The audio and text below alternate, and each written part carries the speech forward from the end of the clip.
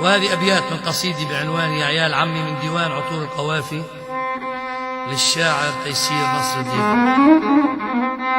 يا عيال عمي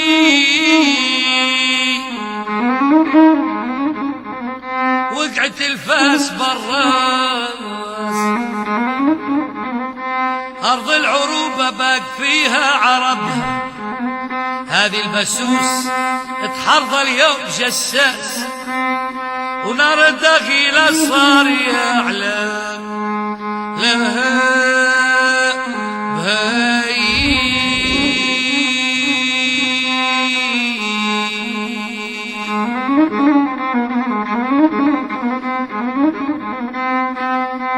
هذه البسوس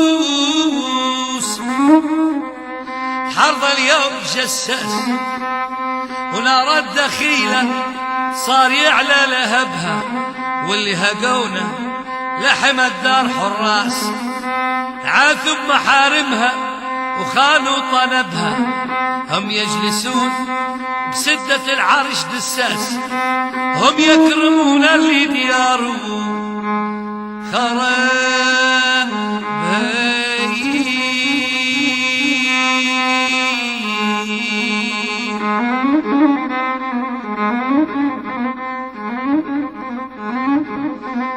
واللي هقوا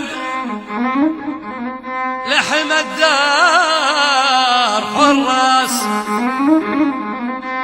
عاثوا بمحارمها وخانوا طلبها، هم يجلسون بسدة العرش دساس، هم يكرمون اللي دياره خربها، هاي حالهم من يوم يوم بلا اساس، والكيد من طبعات الارض وثاني